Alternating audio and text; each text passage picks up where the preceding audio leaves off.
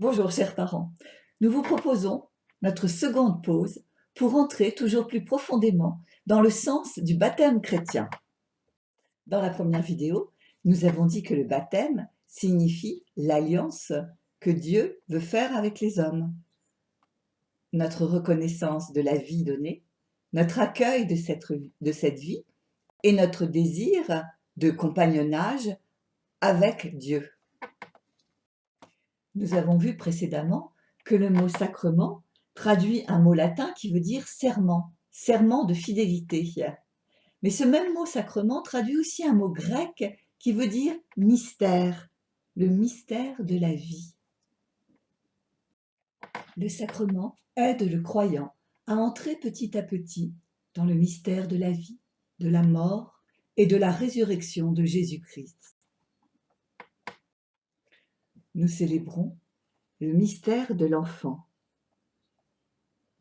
Qui est-il dans sa vérité la plus profonde? Et c'est en mettant en rapport la vie de cet enfant et celle de Jésus que nous pourrons trouver réponse à ces questions.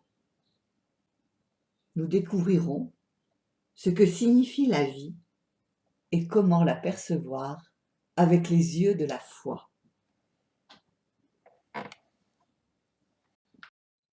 Nous pourrons reconnaître que son existence n'est pas seulement terrestre, mais aussi divine, que la mort n'a pas plus prise sur lui et qu'il a déjà part à la résurrection du Christ. La célébration du baptême utilise des images qui vont nous aider à comprendre la nature de la vie que nous célébrons. L'eau, le sein crème, l'huile, le vêtement blanc et la lumière. L'eau est l'image centrale du baptême. Qu'évoque pour nous l'eau? Quels sont les mots qui nous viennent à l'esprit quand nous pensons à l'eau? Une des images qui nous vient, c'est peut-être l'eau qui lave, l'eau qui purifie. Dans toutes les religions, dans toutes les cultures, l'eau a un pouvoir de purification. On dit que l'eau du baptême purifie des fautes du passé et nous renouvelle afin que nous vivions en tant qu'hommes nouveaux.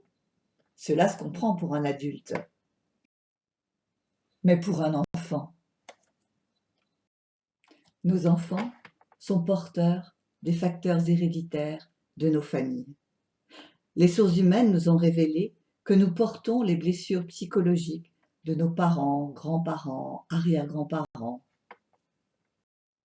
L'eau versée sur l'enfant signifie qu'il n'est pas déterminé par le passé, mais ouvert à une vie neuve que Dieu veut mettre en lui.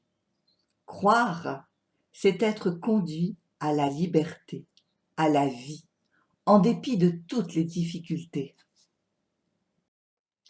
L'eau étanche notre soif, mais nous avons aussi en nous une soif de beauté, de grandeur, d'amour et d'infini. Et Dieu peut seul étancher cette soif.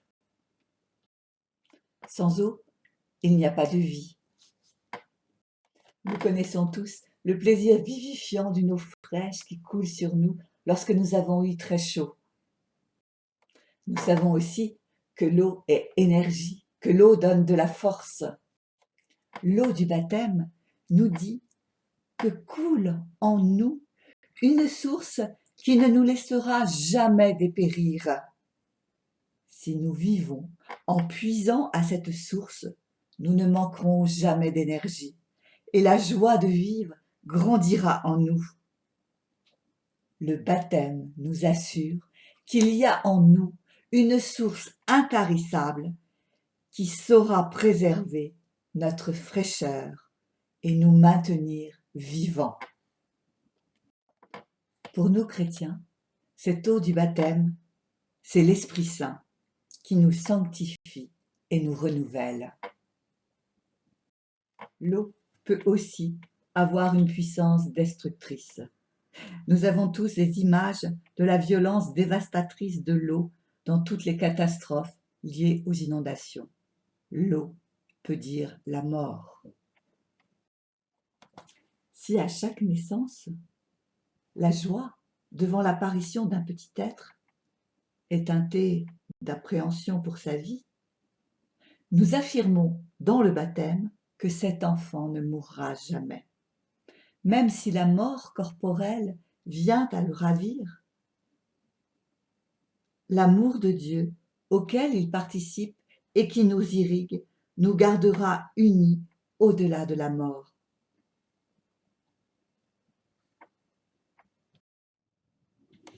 Dans les écrits bibliques, saint Paul, qui a devant les yeux la puissance destructrice de l'eau, écrit que dans le baptême, nous avons été baptisés dans la mort du Christ Jésus, et comme le Christ, ressuscité des morts par la gloire de Dieu. Les évangélistes nous racontent tous le baptême du Christ, non pas pour nous décrire un événement passé, mais pour nous en donner le sens pour nous aujourd'hui. Voici donc ce qu'écrit Marc. En ces jours-là, Jésus vint de Nazareth, ville de Galilée, et il fut baptisé par Jean dans le Jourdain. Et aussitôt, en remontant de l'eau, il vit les cieux se déchirer, et l'Esprit descendre sur lui comme une colombe. Il y eut une voix venant des cieux. « Tu es mon Fils bien-aimé, en toi je trouve ma joie. » Pour mieux comprendre le texte, nous allons regarder cette icône, et nous allons y voir le baptême comme un passage de la mort à la vie. Jésus, au centre, a le regard empreint de tristesse. Son corps, d'une extrême maigreur, est représenté comme un squelette. Ses reins sont ceints d'un linge blanc qui nous rappelle le blanc du linge qui l'a enveloppé dans le tombeau. Il est allongé dans une eau hérissée de vagues qui est comme un sarcophage, signe de mort. Mais en même temps, cette eau sarcophage rappelle aussi la mandorle, dans laquelle est représenté le Christ en gloire dans certaines églises. Et alors, elle est signe de la résurrection et de la gloire divine. Et Jésus n'a pas le corps plongé dans l'eau, il est comme posé sur elle. Jésus, allongé dans la mort et en même temps debout, surgissant de la mort. Du globe bleu, qui représente Dieu créateur, descend un rayon triple qui va jusqu'au Christ et qui indique que le Fils prolonge le Père, participant à la même nature. Il unit Dieu à l'homme plongé dans la mort pour le faire entrer dans la résurrection. Cette ligne verticale qui part du globe et traverse le Christ est le mouvement qui traduit la résurrection. Le Christ, lui, faisant l'union, la médiation entre l'homme et Dieu. Donc, en écrivant le récit du baptême du Christ, les évangélistes affirmaient leur foi en un Christ mort et ressuscité pour nous. Cette belle image symbolise bien le mystère du chrétien, qui a le courage d'accepter sa propre humanité, avec ses hauts et ses bas, avec sa part d'ombre, qui ne refoule rien. Lorsque nous avons le courage d'entrer dans nos profondeurs, le ciel s'ouvre et nous dévoile l'horizon de notre vie de chrétien. Nous n'avons pas une vie étriquée, parce que notre vie s'étend jusqu'en Dieu lui-même. Cette vie divine, on ne peut pas la voir, on peut seulement y croire. Mais si nous croyons à la nouvelle naissance du baptisé dans l'Esprit Saint, nous portons sur lui un autre regard. Nous découvrons en lui la beauté céleste, quelque chose d'impérissable et d'éternel, qui rejoint dès à présent l'éternité de Dieu. Dans le visage de l'enfant, nous distinguons déjà le ciel, ici sur la terre. Le mystère de Dieu vient à nous à travers un être humain. Prendre le temps du baptême, c'est prendre le temps d'ouvrir les yeux afin de ne pas voir seulement notre enfant, comme fils ou fille de ses parents, de cette famille, mais comme un être de nature divine en qui Dieu crée un nouveau commencement, en qui s'est éveillé quelque chose d'extraordinaire et d'unique en ce monde.